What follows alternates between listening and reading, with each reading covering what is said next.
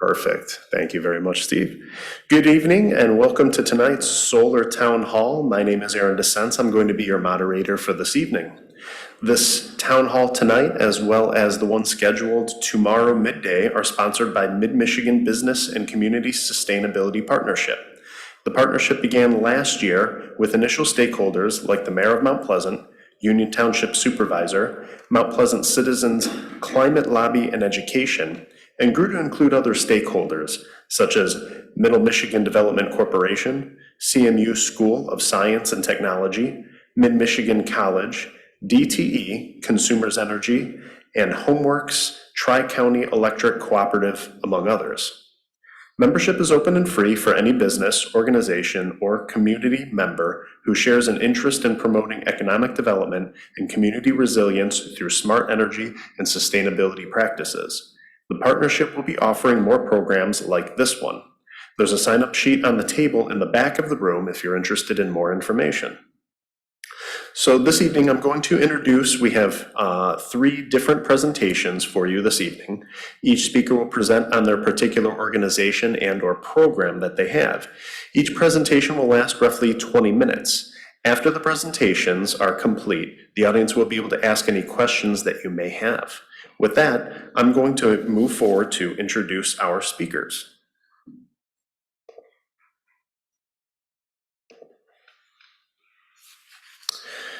John Kinch directs the strategic and daily operations of the Michigan Energy Options, a clean energy nonprofit emphasizing innovative and collaborative projects between the public and private sectors.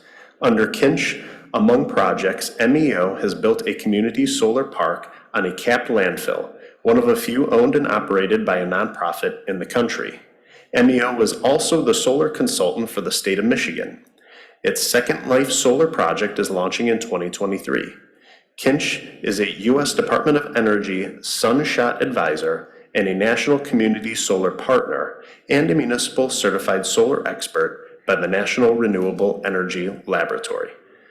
He has also been a local clean energy consultant for the Council of Michigan Foundations and a renewable energy consultant for the Nature Conservancy. He serves on the Grand Haven Sustainability and Energy Commission, guest lectures and teaches at Grand Valley State University, and surveys secretive marsh birds for Audubon. John Freeman is the Executive Director of GLREA, with a demonstrated history of working in the renewables and environment industry.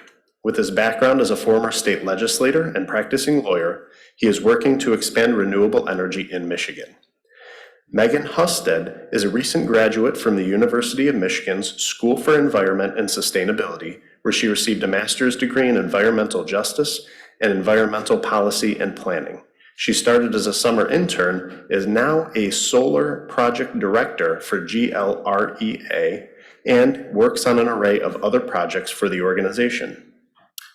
Pat Boyle is the Director of Business Development of Michigan Saves, the nation's first nonprofit green bank and Michigan's only green bank.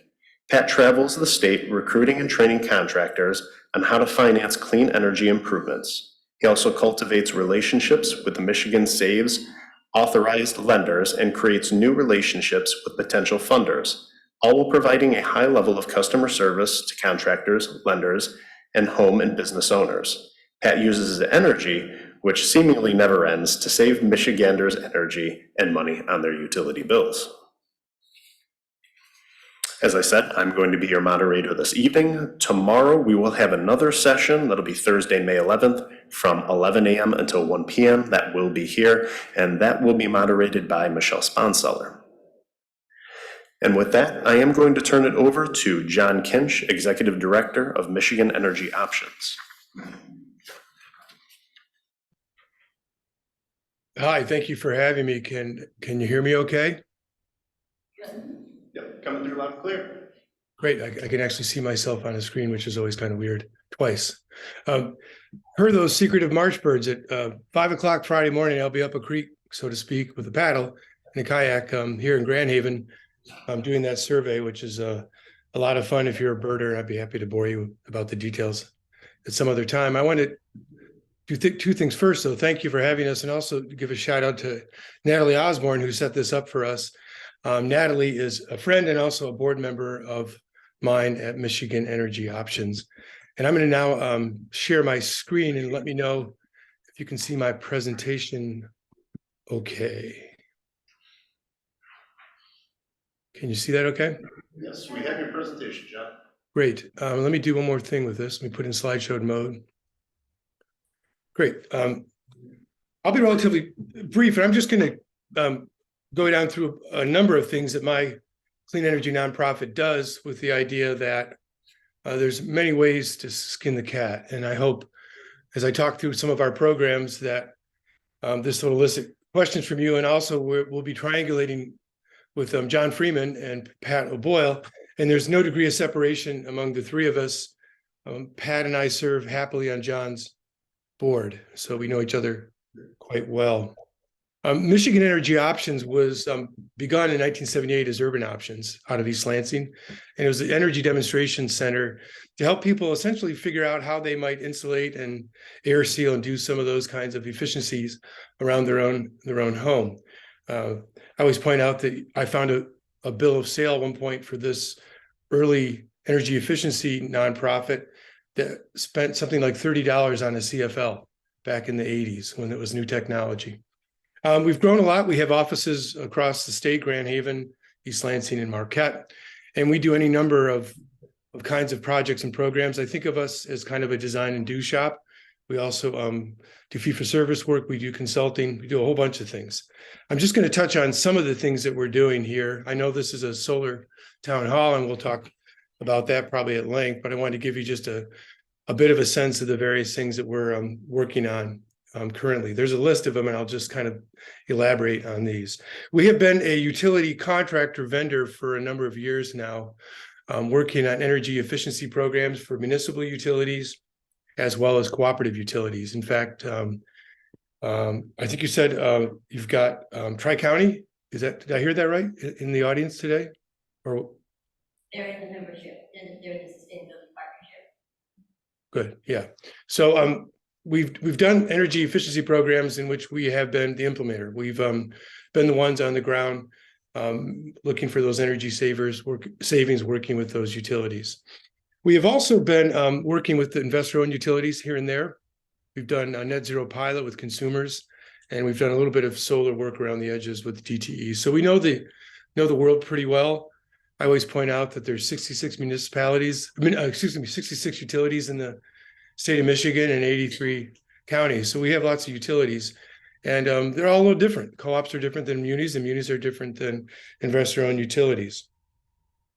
One of the projects that we've been especially happy about working on with some of these utilities has been projects around solar and how we can get distributed generation on our grid. And we can talk more about that in a bit.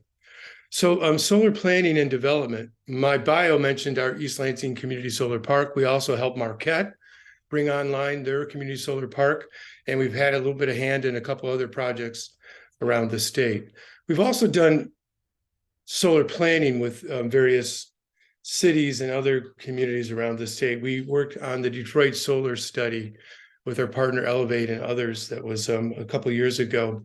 And back in 2017, we did a potential study for solar on brownfields in the Upper Peninsula area. And what's interesting about that study in particular is that we've stayed with this idea that developing solar on landfills and brownfields is a good reuse of that kind of property. Our East Lansing project very intentionally located community solar on a capped landfill.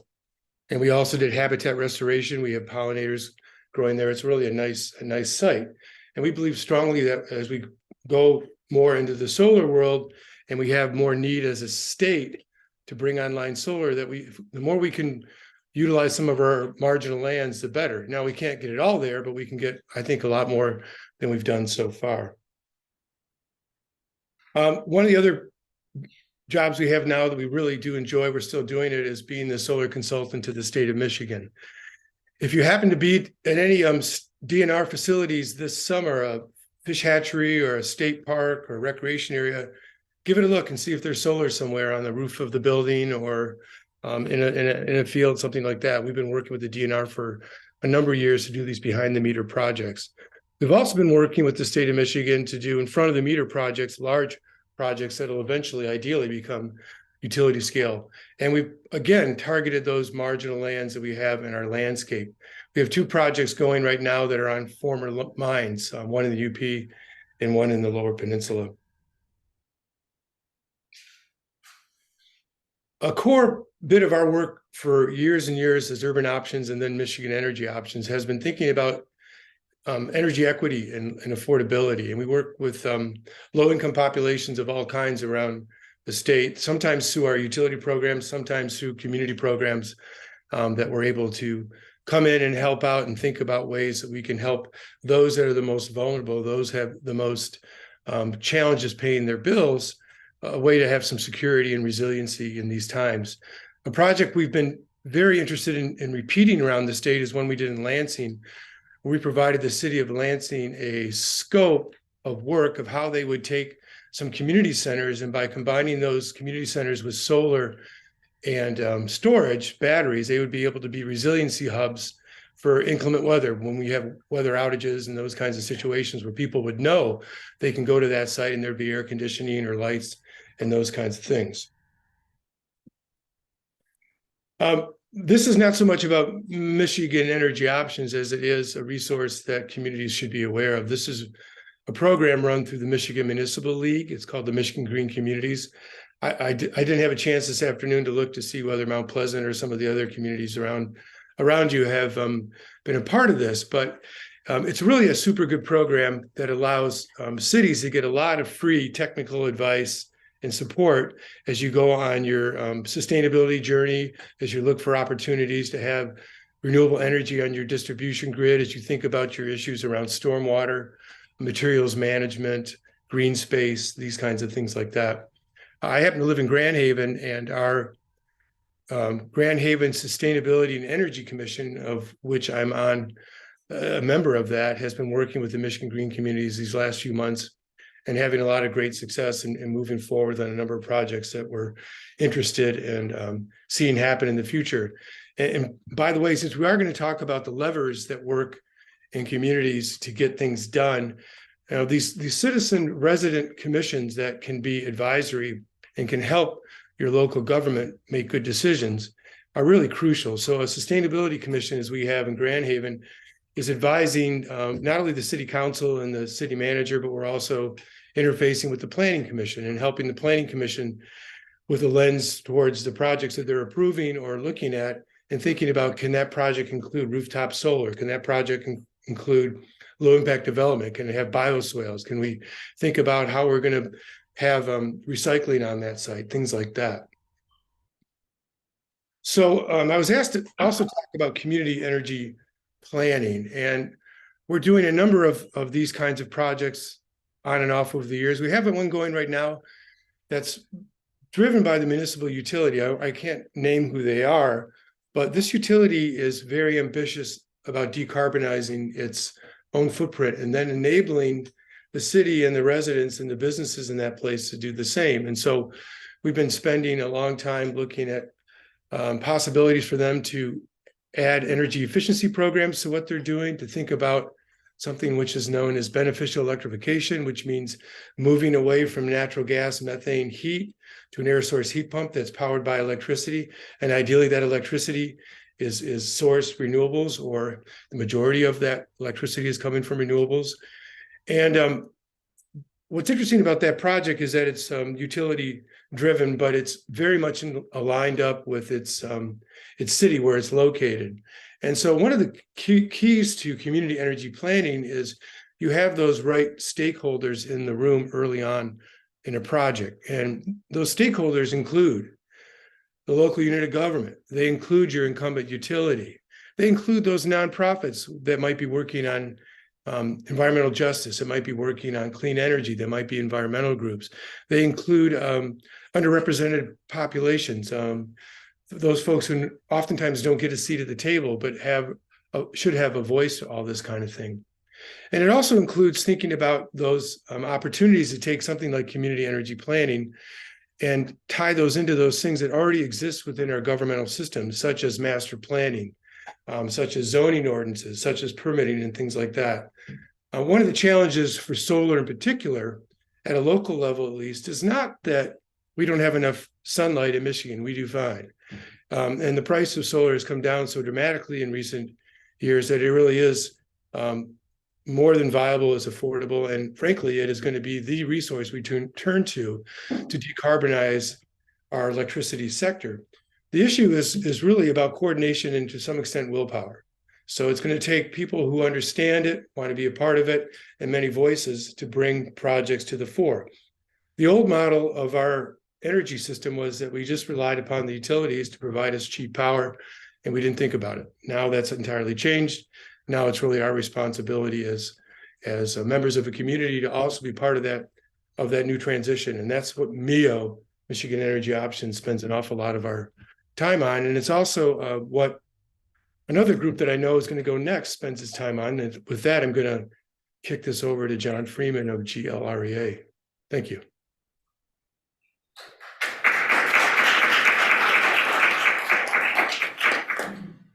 Well, thank you very much, John, for the transition. As John indicated, all three of us are, John and Pat are both on my board of directors. So I'm actually presenting indirectly to two of my bosses, so to speak. But it's a real pleasure to work with John and Pat. They're incredible resources in the state of Michigan, and I'm very honored to have them be a part of the Great Lakes Renewable Energy Association, which is what GLREA stands for. I'm going to give a 1 to 2 minute introduction, and then I'm going to turn it over to Megan, who's going to focus on what we call the Solarize program. But the Great Lakes Renewable Energy Association is a nonprofit organization that was originated back in 1991. So we're going on 30 plus years of doing education work regarding renewable energy, primarily solar and geothermal energy. And then we also advocate for the development of new policies which strengthens the framework for the support of the expansion of renewable energy in Michigan. And there are two primary arenas where we work on policy. One is regulatory policy, which is with and in front of the Michigan Public Service Commission, which I'm sure you all know is the regulatory arm that kind of provides oversight to the majority of the utilities in Michigan. And then the second area that we do policy is frankly with the Michigan legislature, because they can establish the framework by enacting laws which can put into place important policies that then guide the development of renewable energy in Michigan. And within the regulatory policy, we really focus on two areas. One is that we're trying to nudge the major utilities to transition away from fossil fuels into incorporating renewable energy as a part of their capacity. And that's primarily large-scale solar and large-scale wind. And we're very supportive of that. But the second area we're also very supportive of, which is given the rights to individuals, small business, farmers, to be able to install their own energy systems. And this has been a law that's been in place since 2008 with the enactment of Public Act 295. And we think it's very important that this right continue to exist within the state of Michigan. And that's why we are always very protective of both the utilities transitioning away from fossil fuels, but also giving individuals and business the right to install their own renewable energy system. In terms of education, though, we spent a lot of time on educating residents and business about the benefits of solar and geothermal and how they can save money and how they can contribute to promoting a cleaner environment. And with that, we have developed a program which we call the GLREA Solarize program. And this is a program that's in part funded by the Michigan Energy Office. And I'm going to turn it over to Megan Husted, who's going to talk about the Solarize program for the next 10 to 15 minutes, because we really want to develop a partnership with Mid-Michigan, the Mount Pleasant area, to develop a Solarize program in your community. Megan?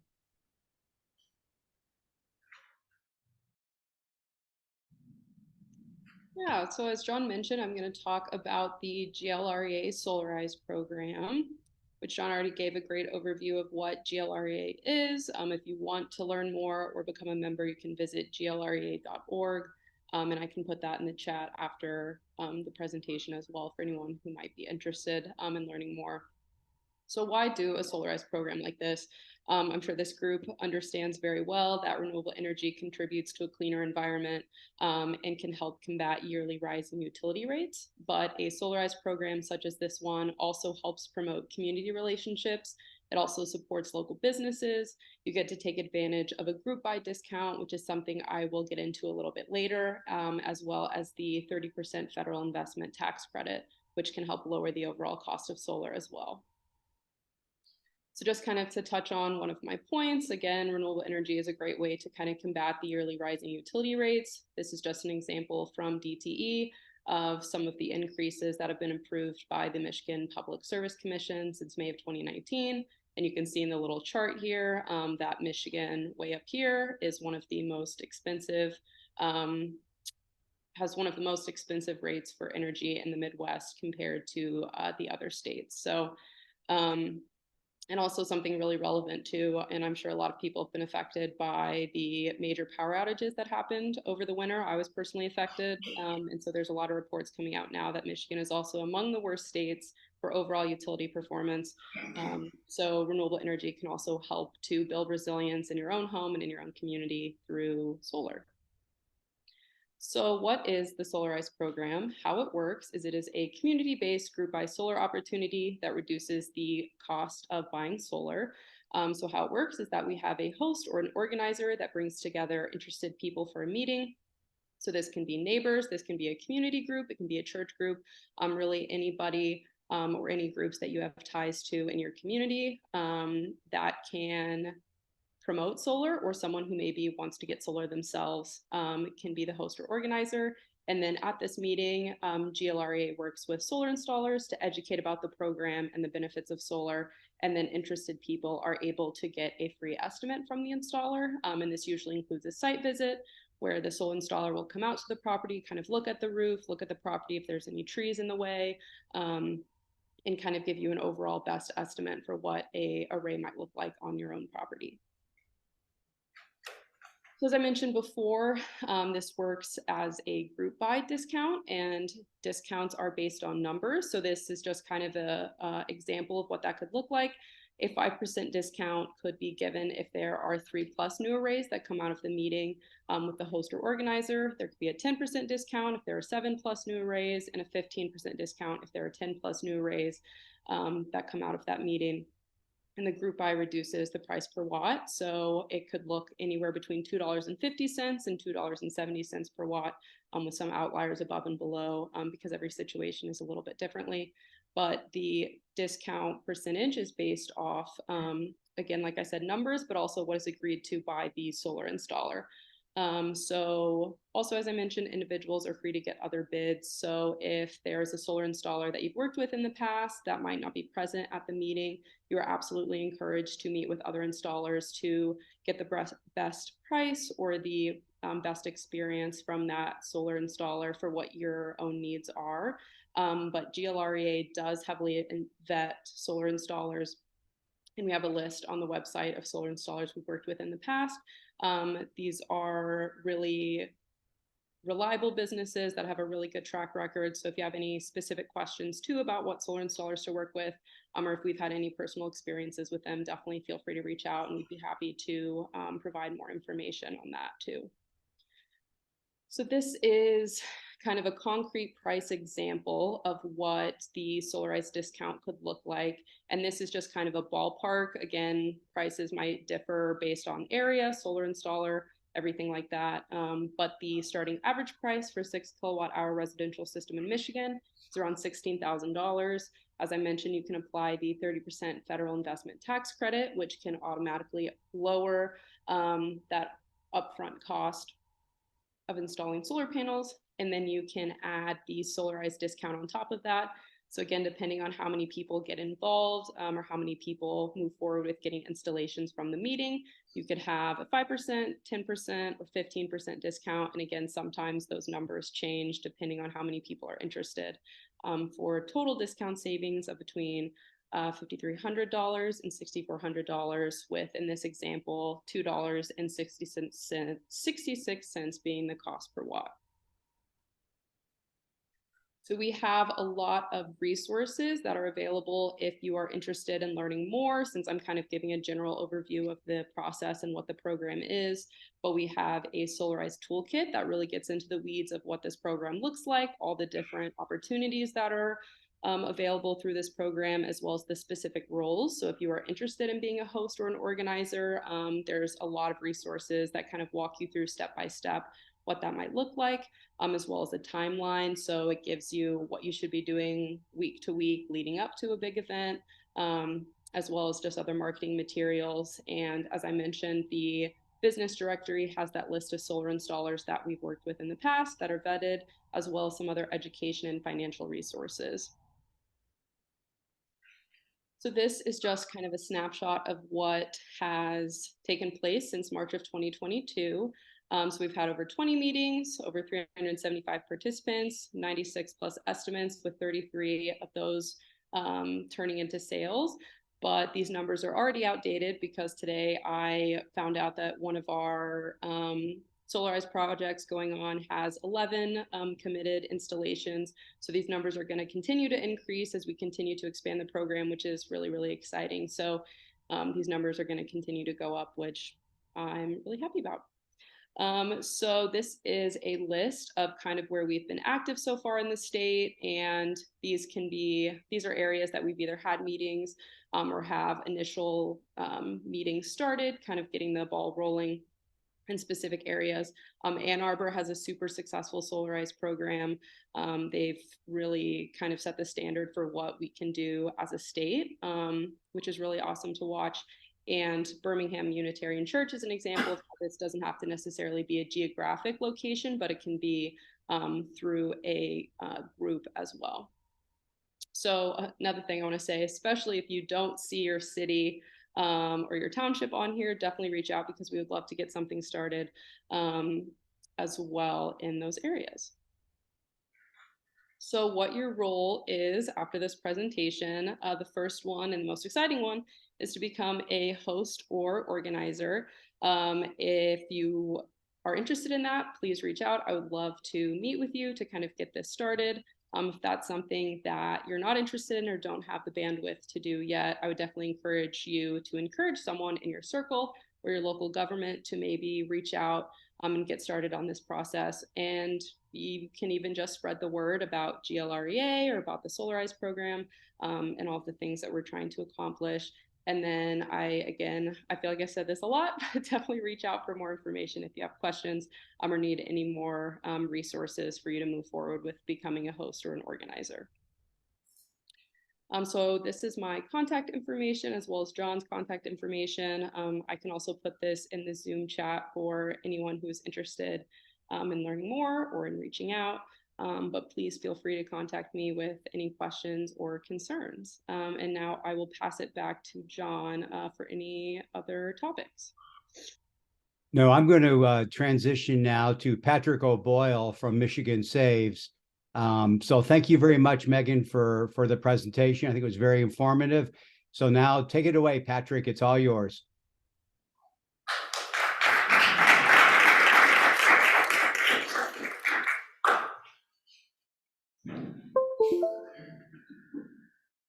And we'll have, these guys are sticking around, so if we have questions for any of them at the end, you can save them and we can still tap into those guys.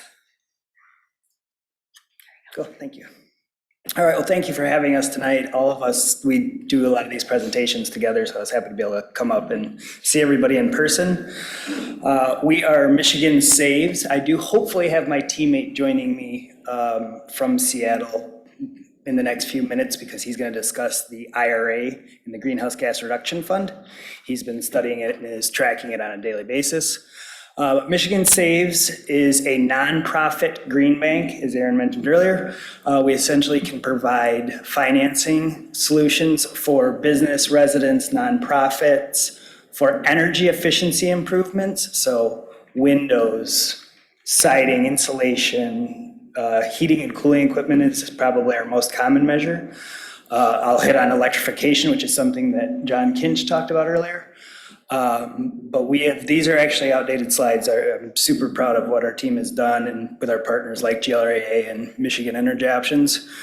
We should, by July of this year, hit $500 million in clean energy improvements around the state of Michigan. We only operate within the state of Michigan, so all of these dollars and these numbers that you see here are within our state boundaries. Okay, so this one goes, and we're going to cover a lot of material here, so I will go through this, but then we can go back to any of this afterwards. This is our structure of our program currently. We have unsecured loan. This is the residential end mainly, and then I have a little note here at the end about our commercial program. So we have unsecured loans up to $100,000 for terms up to 15 years. Our standard term is typically 10 years. The loans are 1 year per $1,000 in terms, and as soon as you go over $5,000, we have a term of 10 years and potentially up to 15 years for 25 or more. We work with 6 Michigan-based credit unions on the residential end, and then we have several commercial lending partners that would be for houses of worship, large farm projects, businesses like the restaurant I just had dinner at tonight. We go through, let me just go back here. So we authorize contractors in our program. We have just under 1,000 contractors in our program. If you were to choose to do a Michigan Saves project, you would go to our website, select a contractor or contractors to get multiple quotes for whatever measure you're seeking to install. They provide you a contractor ID. You work with one of our lenders, the lender helps you walk through the process, and the contractor gets funded once you, as the homeowner or business owner, sign a certificate of completion to release the funds. I would highly recommend, whether you're going to finance your project or not, and this is a self-serving plug for sure, is use these resources of, if you're doing solar, look at the GLREA list of business partners, and certainly whether you're financing it or not, we have a very good oversight of our contractors. So our list of individuals there is vetted, and we are in constant contact with them. So we know who's doing the good work around the state of Michigan. So I'd highly recommend that. This is just a slide that shows kind of the impact on just the solar end and the battery storage end. This is residential and commercial combined into this. I saw the numbers that Megan had on there, and I think that they are probably a little lower. So you see here, and I would guess that a financed system is probably larger generally than a cash system. I'm just making that deduction. This is actual data that we pulled out of our 1,550 different projects. I want to say about 1,400 of those are residential. So a vast majority is residential, but this is the total project. This bottom part of the slide that I have here is really interesting. We've seen a huge increase in residential battery systems in the last 2 years. So if you look back on the left side of that graph, in 2019, we did almost none. 2020, you see we did 400 kW. 2021, it went up. 2022, it's up. That number over to 2023 is only the first 2 months of the entire year. So this is something that we're seeing grow on an exponential basis.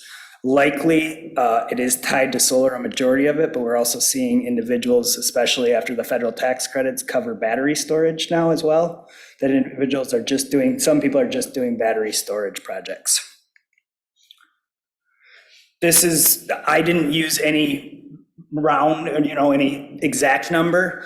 This is kind of what it looks like at a monthly payment level. I use 30,000. That's probably a little on the high end, but I also like to set the expectation so you can see what it is. And what this shows is that in our program, you are able to do a one-time reamortization free of charge with any of our lenders. So if you are eligible for the federal tax credits, You still need to take a loan for the full amount of the project in many cases. And you're able to get, if you're able to realize the federal tax credits, you can apply that back onto your loan at any point in the loan's term. And they will recalculate out the monthly payments. And I see I made an error right there. Based on, I didn't update that 16,661, that should be 21,000 there. I haven't changed these today. That bottom number is correct though. I didn't update that center slide. So that would be 21,000 at 6.29% for 180 months would be $180 a month. So that's if you did reamortize your loan, that would be your monthly payment for the remaining term of the loan. It's a really good way to be able to pay less interest over the course of the loan by using those federal tax credits. This is something that John Kinch mentioned, and again, I'm proud of Mac from my team, and he worked with the city of Ann Arbor on this. This is essentially, and I have some of these with me, or I'd be happy to email this out to the individuals here in Mount Pleasant to share. It's a simple step that says how you should go about the process if you want to electrify your home. You should become more energy efficient before doing the solar panels. So do your insulation, upgrade your HVAC, make sure you're using LED lights, then scale your solar system to that lower load. And it's essentially that we actually have an electrification badge for our website. So the contractors in our program that choose to go through a training, they actually can get a badge so you could identify someone who's familiar with that process to help guide you through those steps. You know if Eli has joined us yet? Yes, you did. Okay, I'm gonna kick it over to Eli because he is the expert on this. Hi, everyone. Can you hear me? Yeah, we can hear you. Yes, Oh, sir. great. I don't know if I've ever done a like hybrid in-person virtual before. This is kind of neat. So yes, I'll chat a little bit about the Inflation Reduction Act, which is bill most people I think have sort of heard through the grapevine. It is probably the single largest investment into energy that the United States has ever made, and possibly the largest investment into clean energy that any government. I'm seeing myself here in repeat. Should I pause for the slides to come back?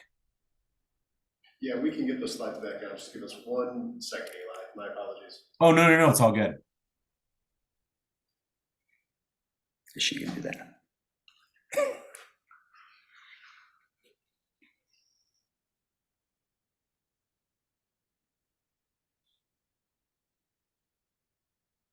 All right. There we go.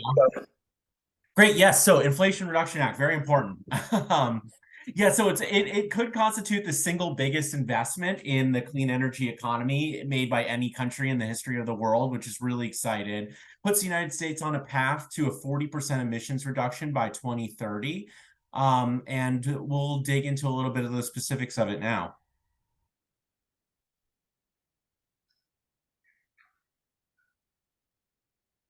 Great. So this is, I'm just going to also, it's a little hard for me to see. So I've got them on my screen over here. So if I look to the right, I'm just looking over here. This is a cool little infographic that we put together at Michigan Saves that shows all the sort of federal financing opportunities that are available as a result of the Inflation Reduction Act, and also the bipartisan infrastructure law, the IIJA. And this is something that we can, I think we have a digital copy of it that we can send the link out to. And then we can also send out printed copies as well. It's kind of a neat little graphic. It might be hard to see if this is being projected on a large screen, but basically what it does is it sort of works its way through different sectors of the economy. So it talks about the different rebates are available, which we'll go into in a little more detail. It talks about electrification and weatherization funding that's available. It talks about the solar tax credits that are also available. And then finally, it gets into some more like larger scale multifamily housing energy efficiency, but it's sort of a neat little holistic view of the economy and all the different federal funding opportunities. So I'm sure Pat can get that link out to all of you. But for today, I think we're going to focus a little bit more on some of the rebates that are available. So this first one is called the HERA rebates, which stands for High Efficiency Electric Home Rebate Act. And it's one of the two big energy efficiency rebates that were included in the IRA. This one is a sort of a prescriptive approach to energy efficiency. So what it does is it allows for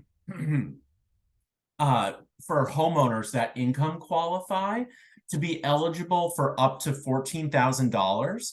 And it's broken out by the measures. So you can see some of the rebates on the right. So a heat pump water heater is available for $1,700. A heat pump for space heating, so heat pump for HVAC, is $8,000, and so on and so forth. And you can stack those rebates up to $14,000. So it's really exciting way to bring electrification into your home. It's available to homeowners with AMIs of less than 150%. And then if you're at 80% or below, you can get 100% of your project cost covered up to that $14,000. And the process flow for this will be from the Department of Energy to the state of Michigan, and then finally from the state of Michigan down to the consumer, but we're just not quite sure how that'll work yet. We're waiting. We still don't have guidance from the Department of Energy, and then it will kind of be up to the state of Michigan to determine how these rebates will be implemented. Like, will they be implemented at the point of sale? Will they be implemented through contractors? Will it come through the utilities? All those sort of things have yet to be decided, and they'll be up to the state of Michigan, using the parameters, of course, established by the Department of Energy. So, we're going to kind of try to make sure that people stay up to date on this, and that when the state or the federal government asks for input on how this should be managed, we'll want to make sure as many communities as possible are providing guidance, because how this sort of works with other rebates and with the tax credits and with Michigan Saves financing, like, we'll really want it to be a seamless process. So we'll want to make sure a lot of people have input into that. So as Eli mentioned, the numbers are likely going to be accurate, but this is not currently available yet, whereas the federal tax credits that we'll get into here are currently available. Yeah, exactly. That's right, Pat. So, and one thing we learned recently, which is unfortunate, is that it's likely that these rebates won't be retroactive. So even though that the IRA is passed and we kind of know what the rebate amounts are, if a system is installed now, it probably won't be, we basically, the DOE told us it won't be eligible retroactively. So you unfortunately need to wait for the program to launch, whatever that program looks like, and then apply in order to receive the rebate. So that we were hoping they'd be retroactive, but it sounds like they're not going to be able to. So this is the HERA Act, HOMES, the Home Energy Performance-Based Whole House Retro Rebates. So while the other one was sort of prescriptive and talked about, well, these are the different measures and this is how much money each measure qualifies for, this one is technology agnostic. So what it's about, it's about your contractor doing either a model of what your home retrofit will look like and the projected energy savings from that, or it's about doing a pre-post test on what your energy savings were before or what they were after. And then the amount of the rebate will be determined by that either modeled savings or measured savings. So you can see that a project that receives 35% reduction can receive up to $4,000. And then that amount's actually doubled for homeowners making 80% or below of area median income. So it could be $8,000. And then, as I was saying before, this one's technology agnostic. So it's about that whole retrofit. So it would look at like the insulation you're doing, maybe under the rebates we talked about before, you couldn't use natural gas, but under this, you could put it in a high efficiency natural gas furnace and it would qualify as long as that whole suite of measures achieved 35% savings. Again, it's sort of that same process flow. The Department of Energy needs to come up with more guidelines. Then the state of Michigan will need to come up with how the program will actually work within those guidelines.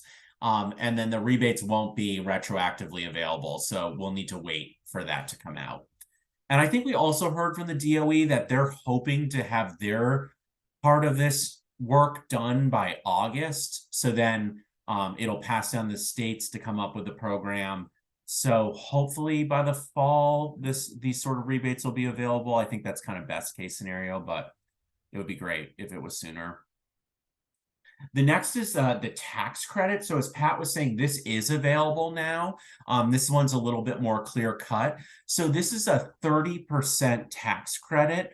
Oh, I should say for those previous two rebates, the homes rebates and the HERA rebates, the Department of Energy did tell us that you could not combine them.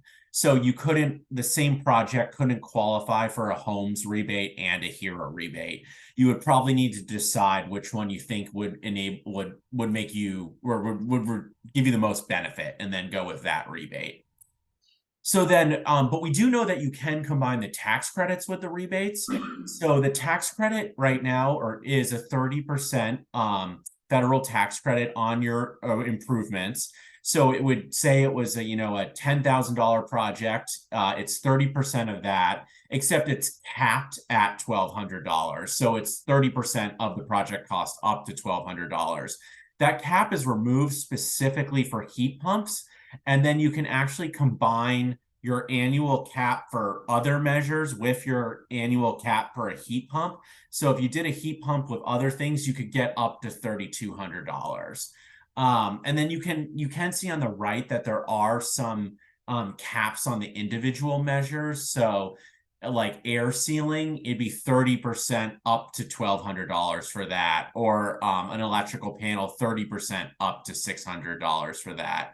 But again, those could all be combined for that $1,200 number. It's kind of confusing, but it is annual. So, you know, if you're kind of doing air sealing one year, you could do the 30% of the air sealing up to $1,200.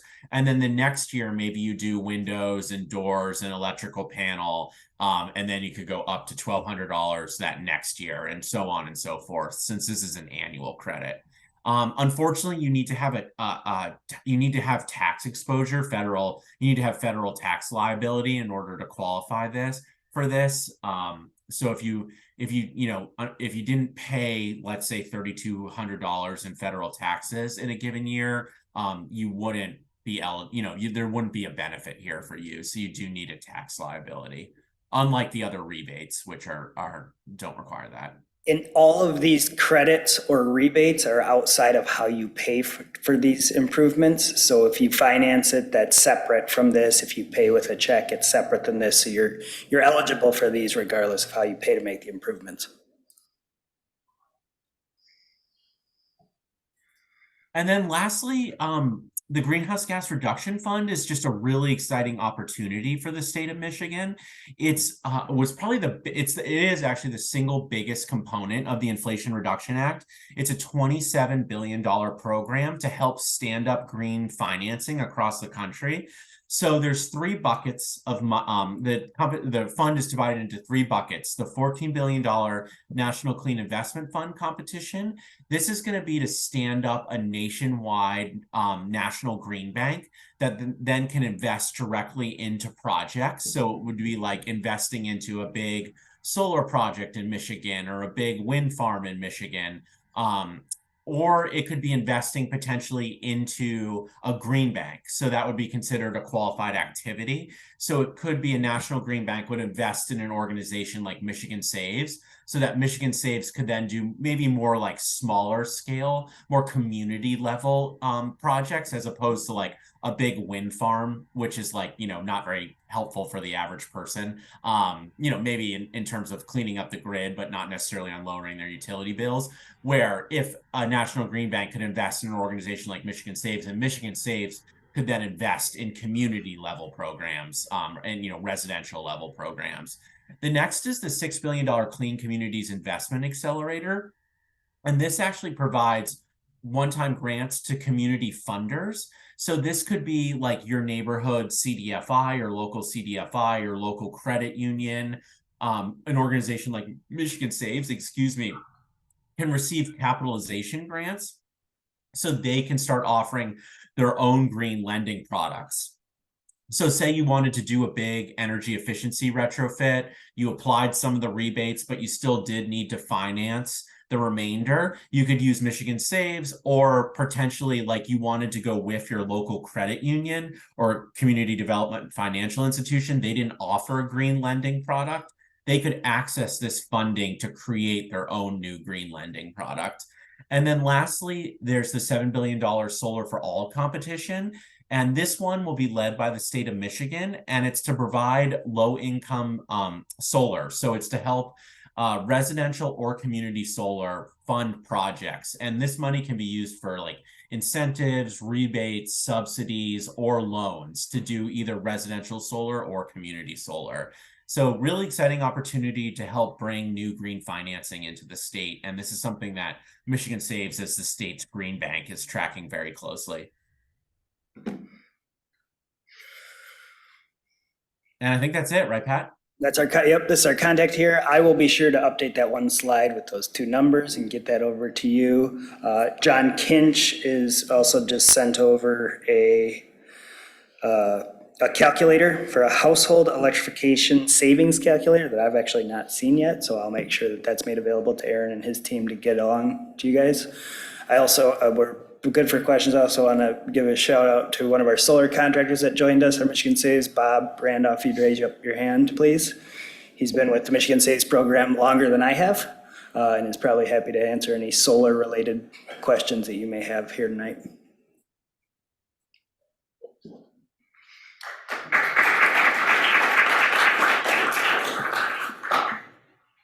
Now I'm hoping this microphone might be able to come on. Can you hear me? Perfect. All right, let's give our speakers another round of applause, please.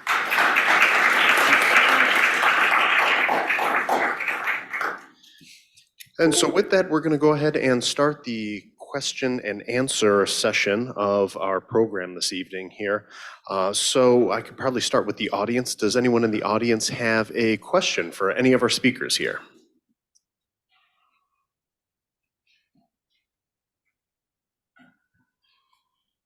If you're trying to set up a community-wide solar operation and you want to go across municipal boundaries, does it require an interlocal agreement between both entities? Kinch, did you hear that question by chance? It's like community solar related. I think, yeah, I think I heard and understand. I think the operable question is a little bit less about intergovernmental crossing those jurisdictions, but your incumbent utility and what their policies are about solar leaving one parcel and going to another parcel. Currently, That's part of it. yeah. So currently Michigan law is such where, and I don't know whether consumers is in the room or not. I think they are, but I mean, current law is such where if you're generating solar at one particular parcel and moving it to, and that power is being used on a different parcel, at that point you're crossing a line which can be construed as you're becoming then an independent power producer, and our Michigan law does not favor that. But if others have a different interpretation of that, John Freeman or of the folks from consumers, I'll let them weigh in on it. Well, I would say the same thing slightly differently. Okay. Michigan law allows an individual homeowner or business to put a solar system on their property or the roof to generate the same amount of power that they've used historically over the previous year. So if you attempt to build a larger system than you're allowed to have by law, first of all, the utilities will probably oppose that. But that also means, like John mentioned, that you're in some ways becoming a utility yourself, which it's not allowed under Michigan law. And the challenge is that if we want to have community solar, where a city can promote, more community-wide solar through having a common project, a common array, Michigan doesn't have currently a law that requires the utilities to work with third-party developers. And that's the challenge we face in Michigan, is that the utilities can, if they want to voluntarily work with developers, they can develop true community solar projects like Lansing Board of Water and Light did with John Kinch. But on the other hand, the utilities are not required to. And that's why one of the legislative efforts we are involved with is to enact a community solar statute in Michigan, similar to 22 other states.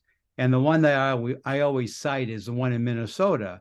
And that requires utilities to work with third-party developers to put together community solar sites so that, everybody within the community who would like to obtain solar will have that option, whether they live in an apartment, a condominium, or their house isn't suitable for solar, or they can't afford the full upfront cost of installing a solar system. Let me add to that about policy, John.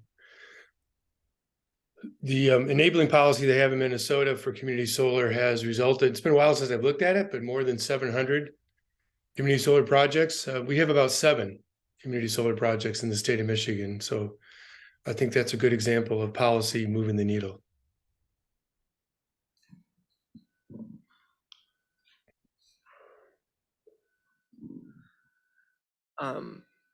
Hello? Okay. Yeah, so if you, kind of two-part question here. You were talking about a community solar project, and then I just was wondering if you could comment on like the difference between that and like a group buy discount, like that Megan was talking about. And talking about the group buy discount, the other thing is, so a municipality, for example, could organize something like that, where we might put out a notice to our residents once a year saying, hey, we are going to be like working with contractors to organize this so we can maximize a discount to those participating. Just kind of thoughts in that arena. Megan, you want to take that question? Yeah, so I think the first part, if I understood, was the difference between community solar and what a group buy discount is. The traditional kind of view of community solar is that there is a larger array that is based in the community, but not necessarily on the roofs of individual residents, where the group buy discount is the more individual residents that want to get solar on their own roofs, lowers the price of overall solar. So that's the difference. And then the second part of your question, I think, was about like if a municipality could support this program, and the answer is absolutely.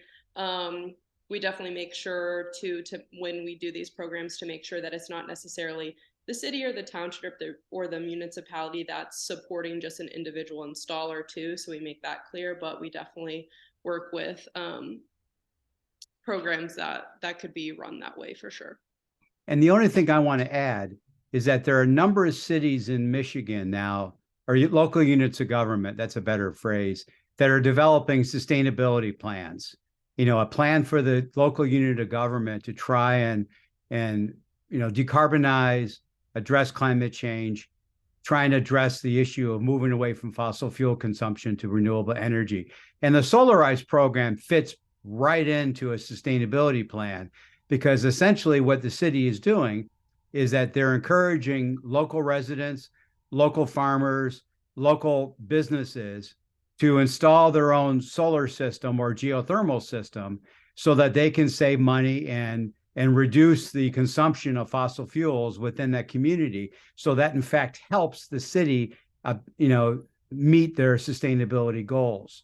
So there are many examples where cities are working with GLREA to promote the Solarize program, but there are also examples where independent activists are also developing their own Solarize program independent of the cities. We can make this program work with cities or independent of cities.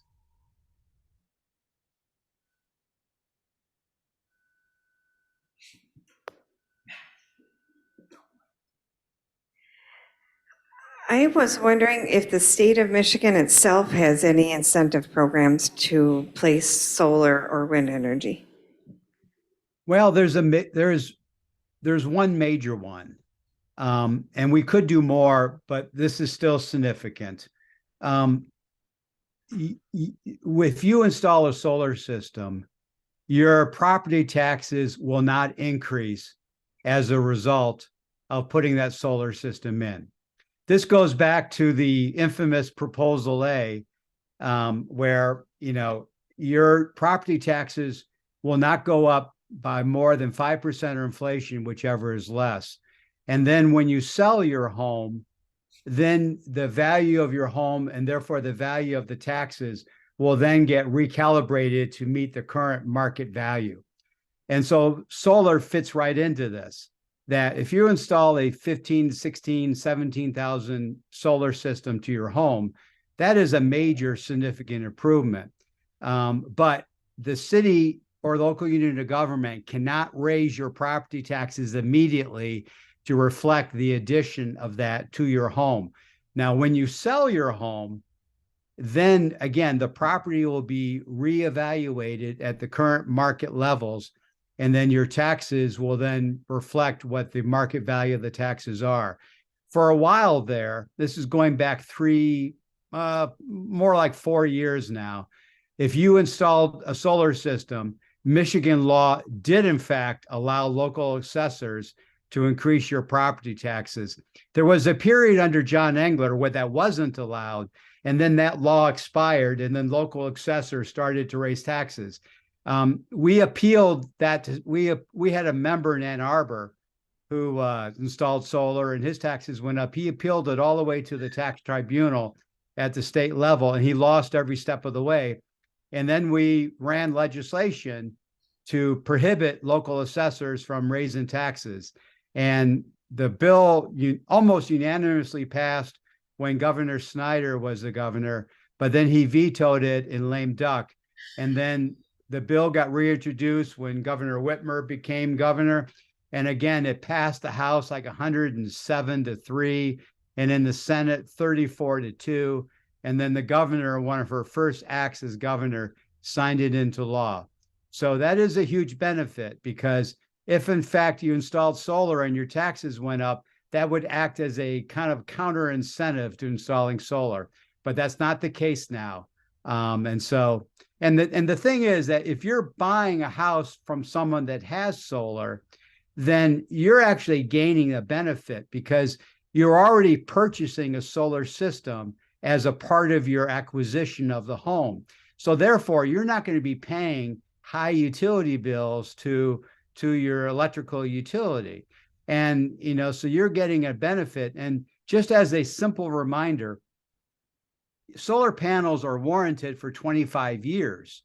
So once you pay off your system by not having to pay a utility bill, then, which usually it will vary in terms of how long it will take you to pay off your system, but as a rule of thumb, probably 7 to 10 years. But then after that, you essentially are getting free electricity for minimally 15 years. But even at the 25-year level, your panels don't stop working. They just slowly start producing a little bit less electricity. So you're going to get a tremendous amount of value for installing a solar system, because your costs become fixed.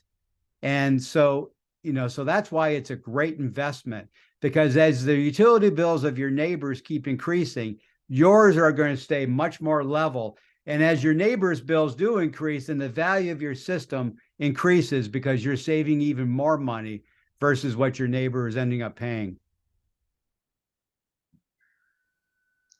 I actually do want to ask a question in response to that. I've just got numbers stuck in my head from earlier, the 8 kilowatt hour system being, I think, around $16,000 or something like that, amortized over a 15-year period, I think is what you had posted up there, $257 a month. My current bill averages, like the average Michigander, $168 a month, just over $2,000 a year. Can you further explain that cost savings as to how that pans out then? Well, as Patrick can speak for himself, but he also made a differentiation between those that pay for solar by taking out a loan versus those that pay for solar by just paying cash.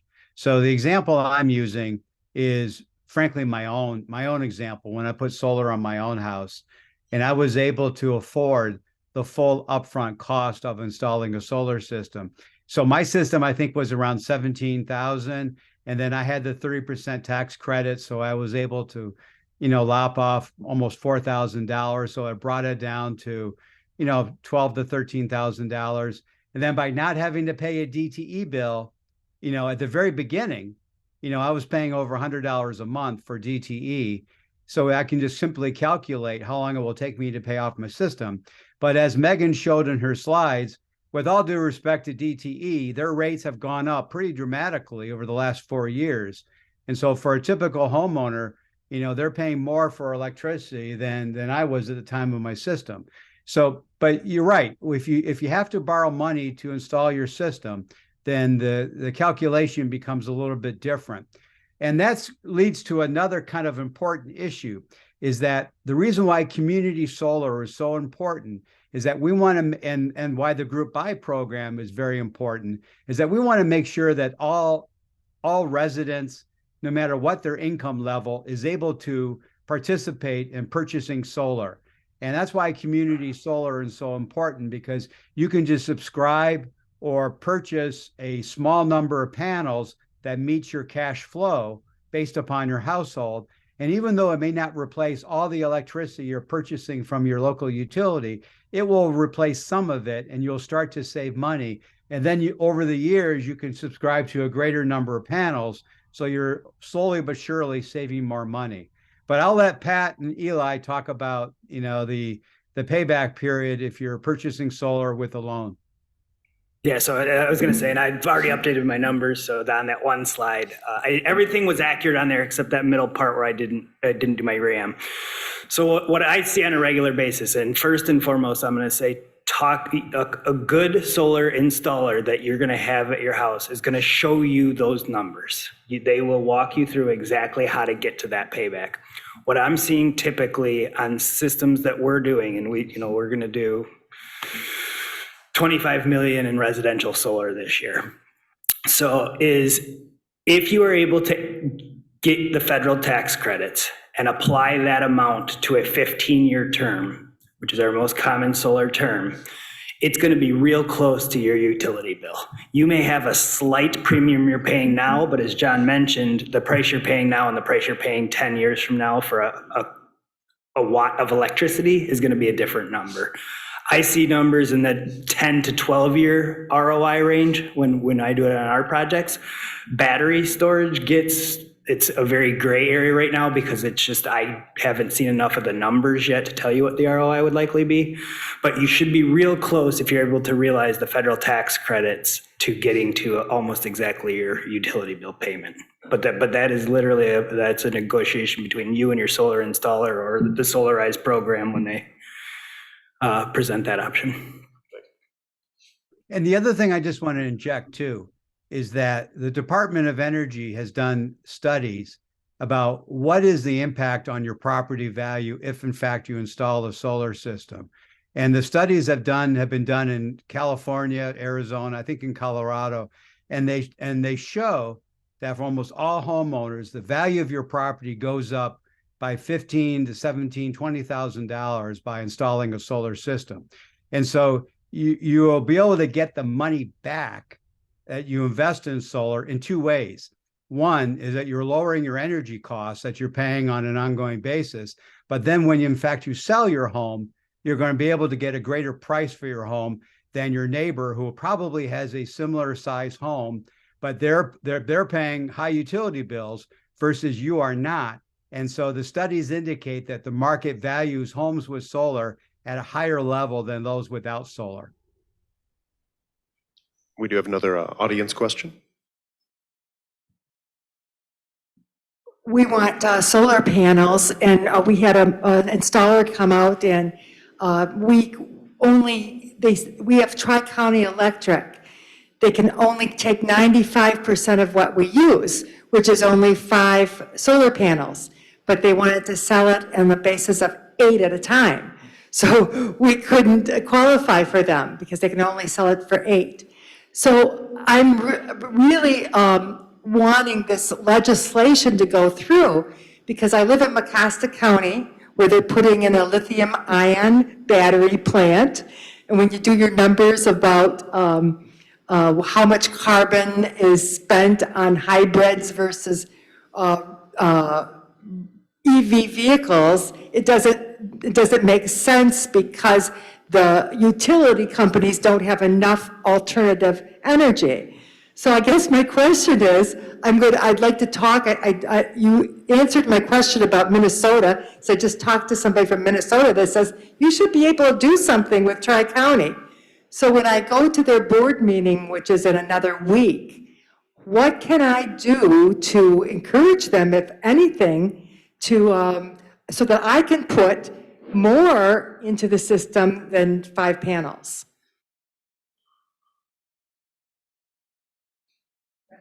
So is Tri-County a rural electric co-op, or is it okay, John is nodding. I think my suggestion would be, I guess my comments is twofold. The transition from fossil fuels to renewable energy has been happening pretty quickly. And the utility business has been operating along traditional lines for decades. For investor-owned utilities, 100 years, for rural electric co-ops since, Roosevelt promoted it as a part of the New Deal. So we're talking since mid-1930s. So there's been a very traditional culture within utilities in terms of how they operated their business model. And the whole advent of the internet, solar energy, smart meters, batteries, this has been a big challenge for the utilities to adapt into their business model. And so some electric utilities are quicker to make this transition than others. But the key thing about rural electric co-ops is that they're not beholden to Wall Street like DTE and consumers are. They're beholden to people within the community. I mean, you are their customers and essentially the board of directors and indirectly. So I would suggest that go to the meeting next week and be very firm about how this is what you want to see them do. And then if they continue to present barriers, I would encourage you to organize your neighbors to put a campaign together to bring public pressure on the co-op to transition. Cherryland Electric is another co-op in northern Michigan. They have been embracing renewable energy for almost 10 years now. And some of the Leonce is a small muni in the Upper Peninsula. And along with Lansing Board of Water and Light, there are two examples where municipal utilities are making this transition. So again, some are moving more quickly than others. The ones that are a little slow, we just got to give them some nudges to get them to get with the program.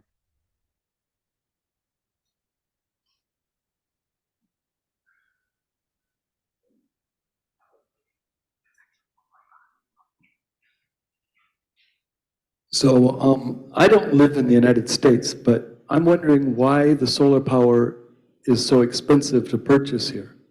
When I buy my panels at equivalent of US 50 cents per watt, and you're talking here $2.50, when the whole system, like I just put in a system last month, and it cost $1.50 per watt. That's everything: charge controllers, Victron charge controllers, and inverters. Top of the line, it cost $1.10 per watt. Where do you live?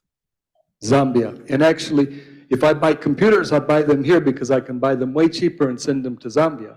So everything, like if I buy things, I buy them here. But with the solar, it's just completely outrageous. And actually, if I buy them in China, I can buy it for 20 cents a watt. Well, I can't speak to Zambia's rules. And I may call upon my friend John Kinch or Patrick to help me out here. The cost of solar, there are many factors and determines what the price per watt for solar is in Michigan and around the country. I think currently there are still tariffs on panels that are being imported from China. This week there has been some pushback because there's a tension out there between wanting to import solar panels at the lowest cost possible, because then installers can pass that cost on to clients that want to purchase solar. At the same time, we're trying to promote economic development, trying to create jobs. And so you want to try and pay your employees at your company a decent wage. And labor costs tend to be, a significant factor in the installation of a solar system. And then there are other soft costs involved, one of which is that, every solar contractor has to take out a permit from the local unit of government. And every local unit of government, for the most part, has a different system to give out the permits. And so these solar installers, they have to learn what the system is for every community they work within. And that adds up costs in terms of the company's overhead, which unfortunately they have to pass on to the cost of installing a solar system. The Department of Energy is developing software called Solar App Plus, which is to streamline the permitting process by using this software, which the Department of Energy is giving for free to any local community, along with technical advice on how to incorporate it. The idea is that as more communities utilize this software system for issuing permits, then that's going to save solar companies money by not having to learn as many permitting systems, and then they can pass those savings on to reducing the price that they pay to provide solar or geothermal for that matter. So, I can't speak directly to compare the United States cost versus Zambia, but, there might be some tax issues.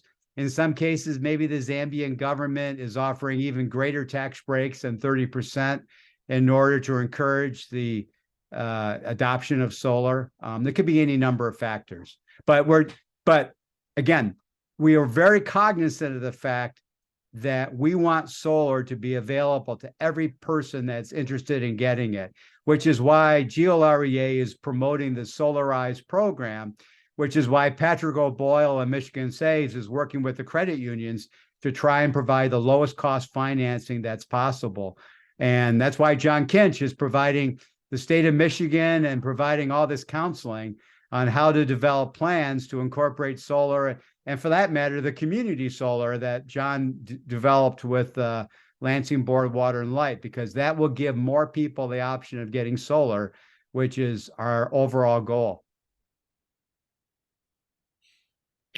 One thing to add there, John, and I agree with everything you said, the balance of system, as it's oftentimes referred to, adds to the cost. And that's all those things that are not the hard costs of the equipment, but permitting, zoning.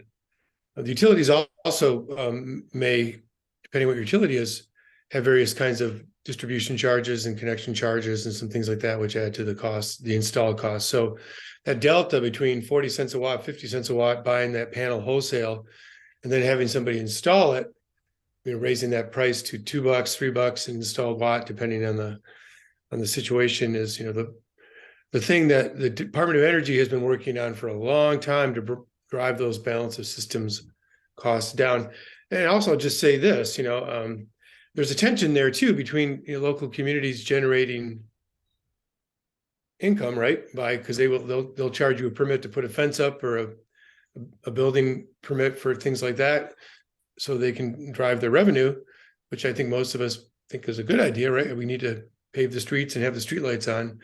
I think the issue is that solar still is a technology that hasn't been widely adopted yet. We want to do better, and so if trying to reduce those kinds of costs to make solar move more quickly forward and at a better price point is what GLRA and others of us believe in. Someday, ideally, you get to a steady state in which you've got so much solar that the local unit of government can charge a lot to have their permitting fees there and make some money on it. But we're not there yet as an industry. And I just want to point out one fundamental difference also is that, solar installers, they are competing on a competitive marketplace to offer the lowest cost to installing solar. With all due respect to my friends at DTE and Consumers, they build in about 10% profit on everything they build in the state of Michigan. So they're operating under a non-competitive marketplace, and they're able, it's perfectly legal, it's part of state statute. So, there is a difference between the dynamics within the solar industry versus the utility industry that so we're operating under kind of a different, kind of set of rules, so to speak.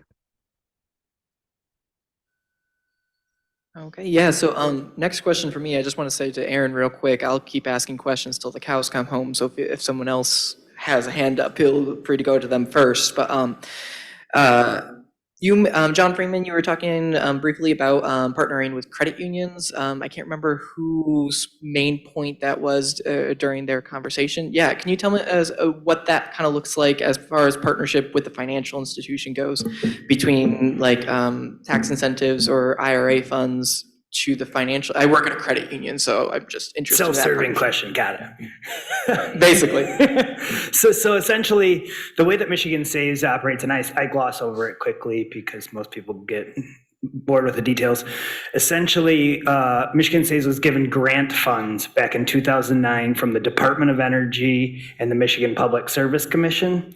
And instead of doing direct lending with that $8 million, that money was put into what we call a loan loss reserve, and that acts as loan insurance for private capital to be lent out.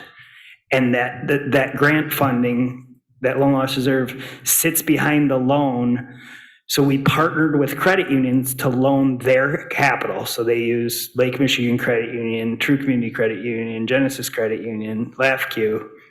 They loan their money at lower than market rates to a wider credit score of individuals, because that unsecured loan to you as the business or you as the homeowner is actually somewhat secured with that grant funding that sits behind it.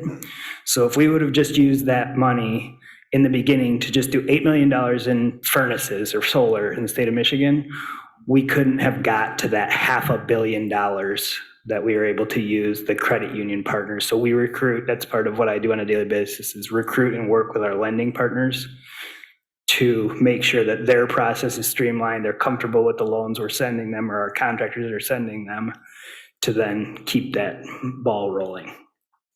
And what Eli was speaking of is hopefully there's going to be more of this. There's very few green banks that operate in the country right now. Hopefully we'll see with some of this federal funding is that additional states will be able to do it, as well as on a national level. I'll be here. Hey, Patrick, let me follow up on that about some of the federal funding, because community solar is a target of the IRA. And I know that Eli mentioned this a little bit, I think, is that in addition to the investment tax credit of 30%, they're sweetening the pot with other tax credits that include, if you locate a community solar project at a former fossil fuel generation site, you get 10%. If you are targeting disadvantaged populations or locating within a disadvantaged community, another 10%. If you're using American-made panels, another 10%. So what that does is it drives down the capital cost of building a project, and ideally in that scenario, then those costs can be passed on to the participants, to the customers, to folks like that. So they're really, at a federal level, incentivizing the heck out of this. And so it's, if we can get community solar projects running with the munis and the cooperatives, which the community solar bill isn't going to directly affect, because it's really just targeting the investor-owned utilities. So again, you can try to influence your municipal utility, your cooperative utility as a member of that utility. And then you start looking around at some of these brownfields and these other locations within your communities. You can put an awful lot of other people's money into the pot to make a project happen. Also, and there's no guidelines on this yet either, that there's a direct pay option out there with the federal IRA money, which would make .orgs, .govs, .edus, not commercial businesses, able to realize those same kind of savings in a direct pay kind of way. But again, that has not yet been fully explained to everybody, but that's pretty tantalizing. Especially, I think it's tantalizing to me as a nonprofit. We had to create a LLC for profit in order to make our project pencil out, because we wanted that 30% ITC. And one classic example that John's talking about are churches, houses of worship.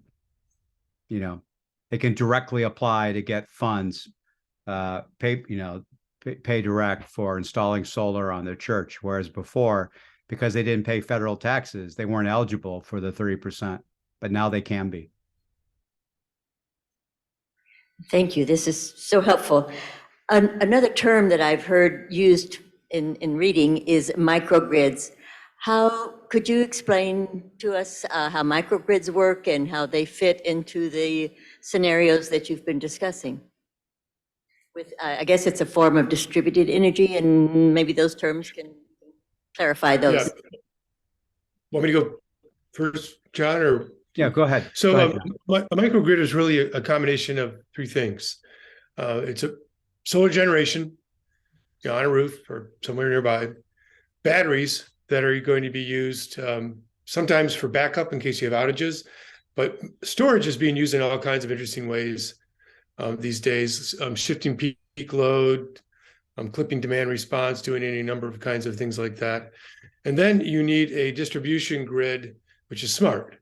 And ideally, a smart distribution grid can island from the larger grid. So, you know, distribution grid is connected to a larger distribution grid, which is eventually connected to transmission. And so when you have outages, they typically are at the distribution grid size, but they may not be necessarily localized where you are. It might be something that takes the grid down miles away from you that affects you. So there are some, you know, around the country, and there's a little bit happening in Michigan, in which you're thinking about essentially kind of a district or a neighborhood in which you would have solar generation, you would have storage, and you would have a grid that could island. And then you'd say, okay, let's set up our storage so that we could have at least several hours of backup power. It's not realistic with storage to think about having storage for days. It's very expensive, and it doesn't really work that way. We're been doing some work for a large manufacturer in the state of Michigan, and putting up in enough storage for them to have maximize their solar and have not put anything on the grid inadvertently over the weekends is not possible, because they would need a very expensive battery to hold that back. So microgrid is essentially kind of taking your distribution grid and allowing it to be autonomous, semi-autonomous, and function despite other things going on in the grid. John, what do you want to add to that? Well, I would add a couple of more things. I would add, like, there are certain sectors of our society that this becomes particularly important. Hospitals, you know, when the grid goes down, you don't want a hospital to lose power, because there are tremendous numbers of people that could be put in harm's way by loss of power.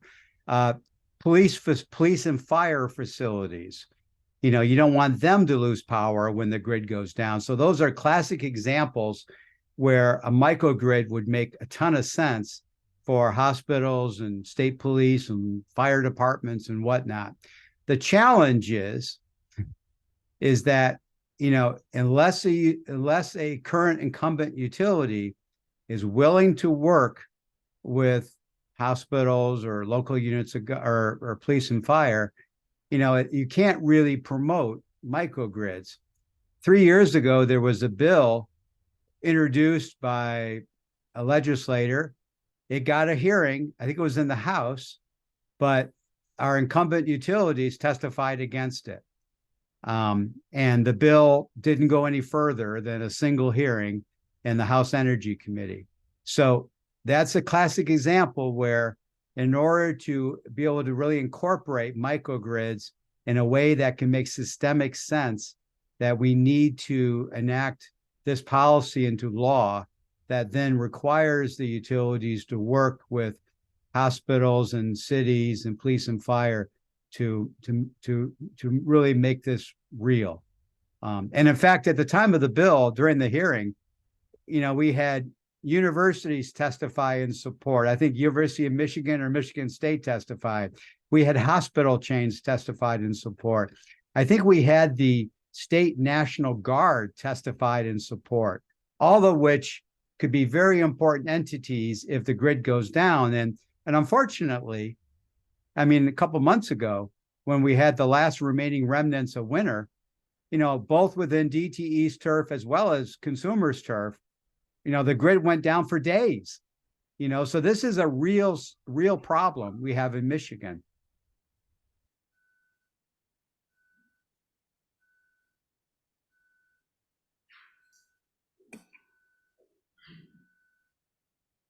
I'll try to compete with the man back here. Do you have any laws or bills that you're working on right now to address putting more solar on a home to put it back into the system? Like Minnesota, is there somebody that's looking at that, or a legislator that I can talk to and get it out there? Yes, there is. There's a 2-bill package in the state Senate for community solar. One bill, and it's bipartisan, which is beautiful. Senator Jeff Irwin from Ann Arbor, I think he has Senate Bill 152, I think it is. And then Senator Ed McBroom, a Republican from the Upper Peninsula, he has Senate Bill 153. That might be vice versa. 152, 153 are the 2 bills. And they both have to be enacted for the law to take effect. And they both approach the problem from slightly different perspectives.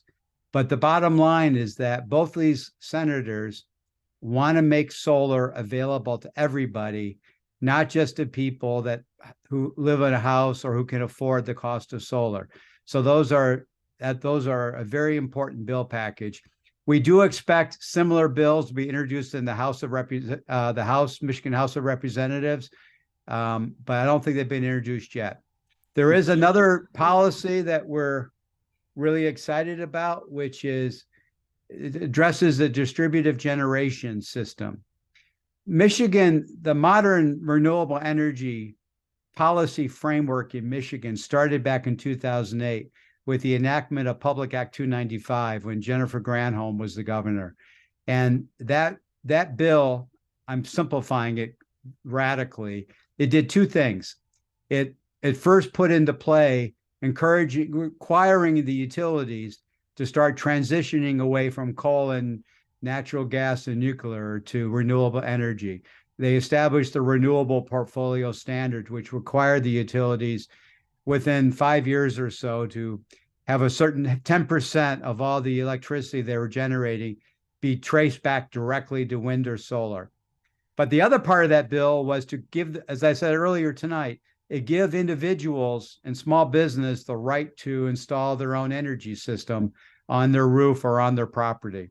But at the time, and back in 2008, this was all real new. And the legislature tends to be somewhat conservative when they're implementing new programs. So there was a 1% cap put in place on the number of solar systems that the regulated utilities were required to connect to the grid, and the utilities were required to compensate these solar owners for extra electricity that they couldn't use. So they were going to export it back to the grid, back to DTE, back to consumers, so that they then could use that energy, reuse that energy to sell to your neighbors. Consumers hit that 1% cap a few years ago, and they have voluntarily agreed to raise it to 4%. DTE, which is a larger utility than consumers, they're going to hit the 1% cap probably this summer sometime. And so legally, once that cap is hit, then DTE is not legally obligated to connect any more solar residential or small scale solar systems to the grid under the distributive generation program. Now, DTE says, of course, they're going to continue to connect people to the grid. But what they're less likely to admit, but it's what they've stated, is that rather than paying right now about 50% of the retail rate for the extra electricity that solar owners export back to the grid, they only want to pay around what's known as locational marginal price. Another phrase is the wholesale rate, but the actual monetary amount is around 3 cents per kilowatt hour. So you compare 50% of the retail rate, and right now I think for DTE, they're charging probably in the 17 cents range. And so they have to pay people 8 or 9 cents per kilowatt hour for the extra electricity that they get from solar owners. But once this program hits that 1% cap, they only want to pay around 3 cents per kilowatt hour. So we have legislation to eliminate the cap. We've been introducing this legislation for the last four or 5 years. Unfortunately, DTE consumers have opposed this legislation, and they've been able to stop this legislation from moving forward. But we're optimistic that maybe we can make this happen under the current legislative makeup. And so we're encouraged by it. So those are the two key policies that we're promoting within the Michigan legislature. So and John's missing a key plug here that if you become a GLRA member, there's newsletters that go out regularly that'll keep you in tune on all that and can also then provide feedback to our team as well. Thank you very much, Patrick.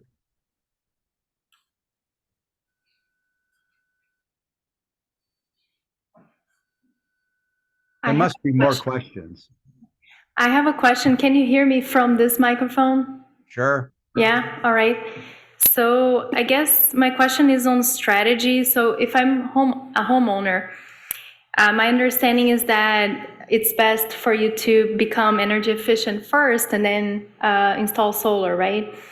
But if the amount of solar that I can install is based on the previous year consumption, then I'm just trying to kind of put things in a timeline. What would be the best strategy? Because if I make my home more efficient, then my energy consumption will reduce, and then the amount of solar that I can put on my roof will reduce as well. So yeah, just kind of trying to get what's the best plan here. I think that's right. I'll say a couple comments and I'll turn it over to my colleagues. But at some point, you're going to want to electrify your house in the sense that you're going to want to go to a heat pump system where you're no longer heating your house through natural gas, because natural gas, the cost of it fluctuates and it contributes to carbon, climate change, not as much as coal, but it still contributes carbon dioxide to the atmosphere. So the next frontier in Michigan and around the country is to electrify heating in your homes. And the other thing that you may want to get is an electric vehicle, because that's here and now. And so even though I think you're right, I think you ought to insulate your home and do the energy efficiency upgrades, but the amount of electricity you may use, it may go down in the short term, but if you do get an electric car or you start getting an electric water heater that can be powered through your solar system, you might see a little bit growth in demand for electricity because of the electrification and your electric car. Hi. Yeah, you're right. You're one of the, as we try to decarbonize our systems and our economy, is that we're going to actually move away from methane or natural gas, but it's really mostly methane, to heat our homes or heat our water and use electricity instead. And ideally that electricity is primarily sourced from renewables. Typically you want to, if you can, go back a couple of years to get your load data from your home or your business. That helps a little bit more to see if there's any kind of major changes over a couple of years. But of course, COVID has put a little bit of a spin on that. And then you can model your energy performance as well based upon what they call measures that you might be installing to drive down your energy consumption. So there's a lot of sophisticated modeling, both financial and energy, that are readily available through the DOE. There's something called SAM as a model. And then a number of these solar modeling software, Helioscope, Aurora, PVSYST, can also put in some of these variables. So you get a pretty good snapshot of what your energy consumption might look like if you do A, B, and C, and then what kind of solar you might need to meet that. I think one of the things that, as John said, to think about a little bit would be modularity. In other words, if you're putting in a solar system today and you're not using microinverters, but you're using like just one inverter for your entire system, you might want to get an inverter that's bigger than what you're putting in terms of panels right now, because if you add to your energy load, your electricity load in the future, and then all you need to do to upgrade it is add more panels to meet that demand versus adding a new inverter, which would be more expensive. John, she may not know what the purpose of the inverter is. Maybe explain that for a second. Yeah, so the inverter is the piece of equipment in a solar installation that flips the DC current, which is what gets generated from the photovoltaic panels, and flips that over to an AC current that can be then plugged into your panel box at your home or business, and you can use that electricity. Interestingly enough, there are some systems now that are using just DC period. There's moving into lighting that is just DC lighting in some commercial applications. I don't think it's much of a thing on the residential side of thing.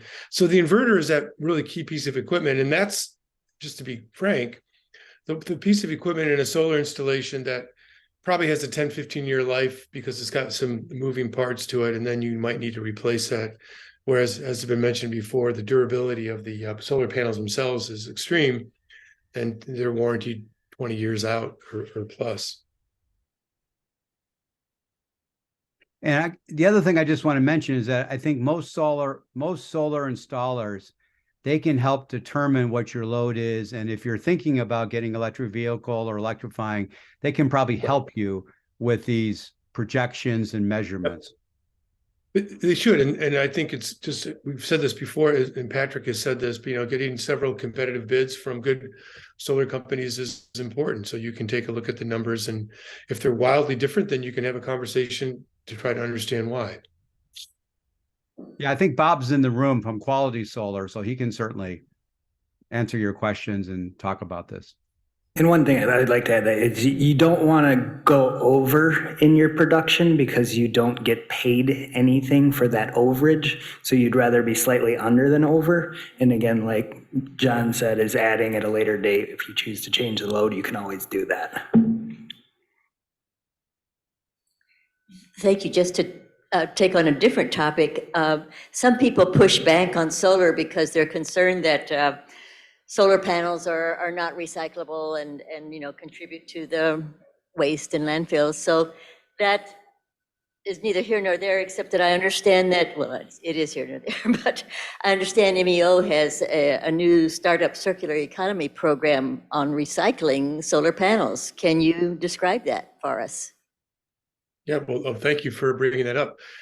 I was actually earlier today in Kalamazoo at the Michigan Recycling Coalition's annual meeting, and this afternoon had a session along with Dan Schoonemaker of the West Michigan Sustainable Business Forum about solar waste, solar recycling, talking about what we can expect with that in the near future in Michigan. And yes, we have a startup company we're working on that is called Second Life Solar that would look to currently take the most popular option for solar waste, which is to landfill it, and make it the least popular by providing a way to either reuse solar panels that still have life left in them, or to make sure that they are properly recycled. So we're working with solar companies on this. We're working with the electronics recycler in the state, and we're working on developing a process so that panels can go to a secondary market with a social impact. So we're thinking that nonprofits or others, maybe churches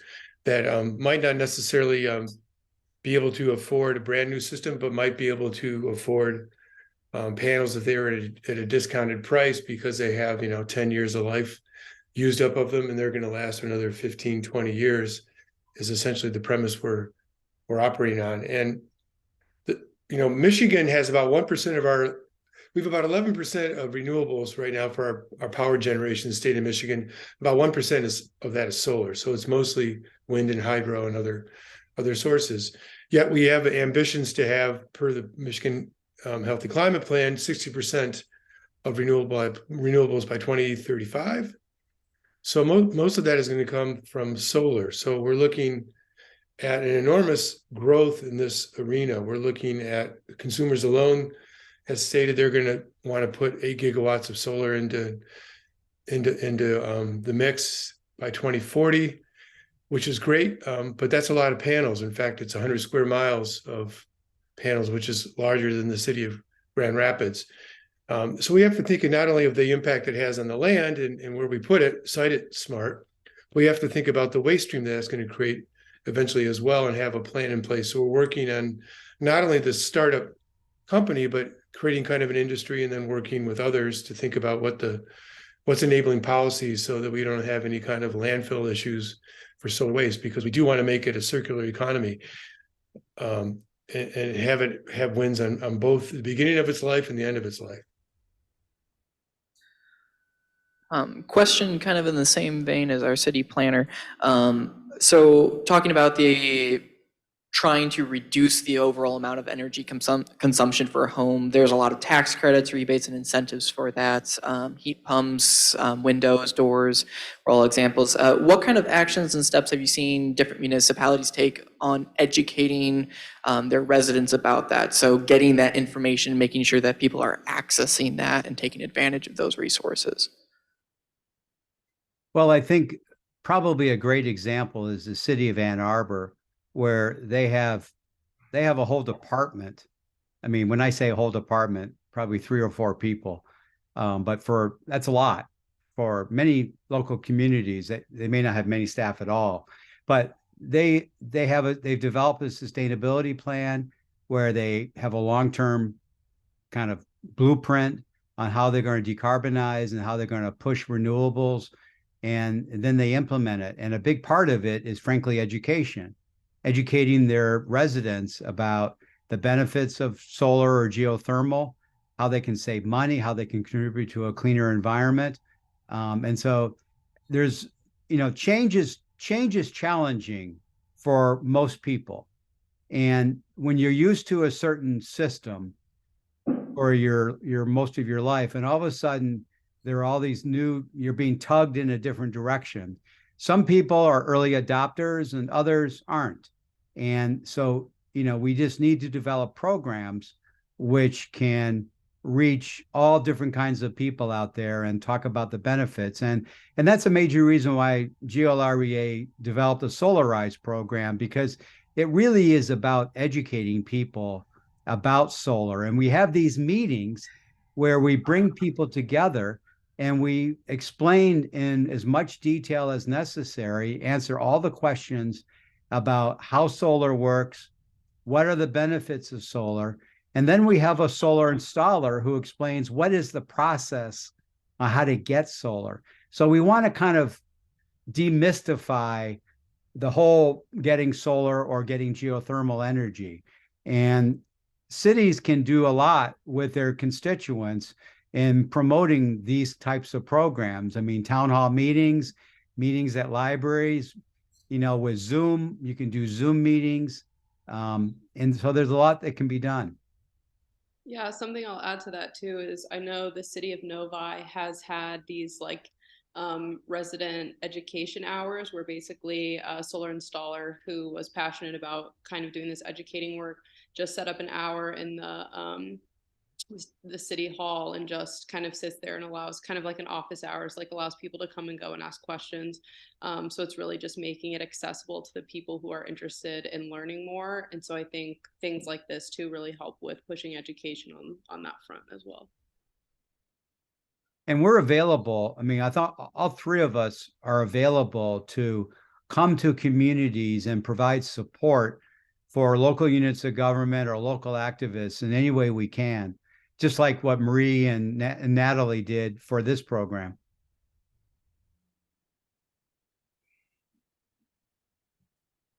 Do we have any more audience questions?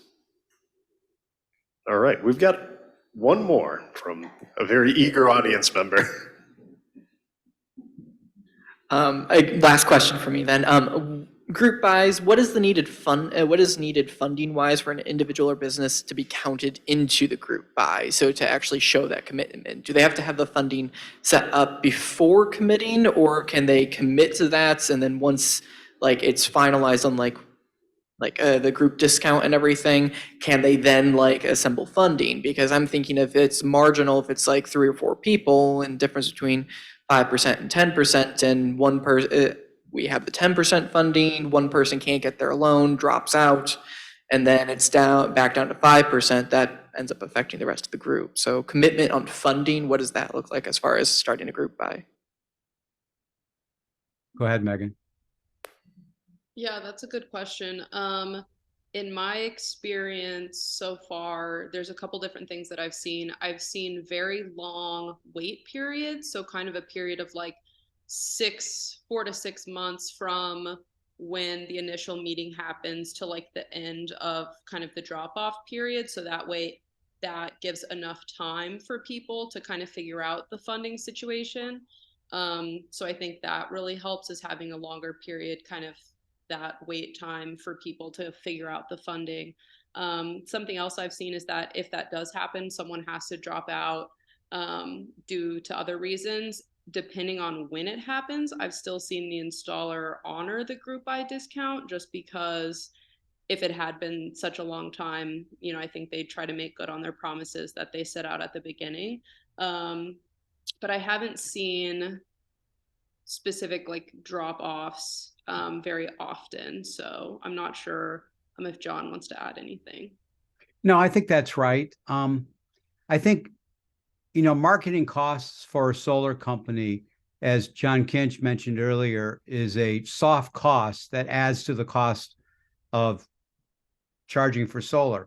So if the Solarize program generates clients for a solar company, and they don't really have to do that much work to get them, because the work is being done by organizers within the city or within the community, then it's almost like it's a freebie for the solar company in terms of not having to spend marketing dollars.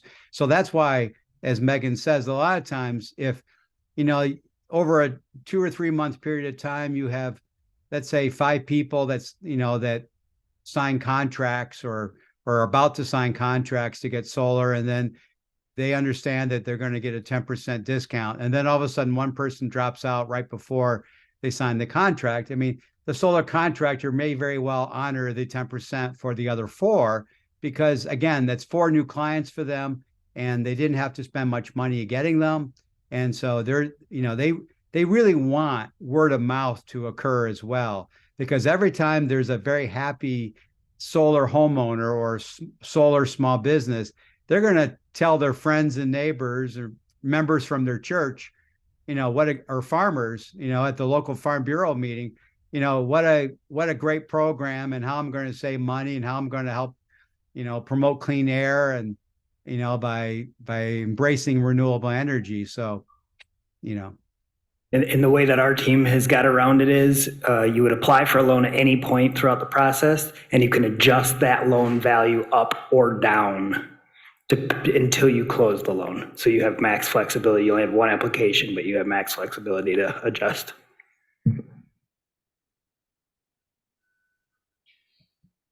I think that puts us right about at time here. So if we can, let's give the speakers another round of applause, please.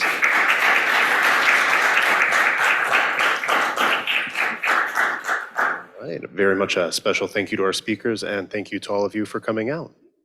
Thank you very much, everyone. Thank you. Good night. Thank you very much. It's been a pleasure. See ya.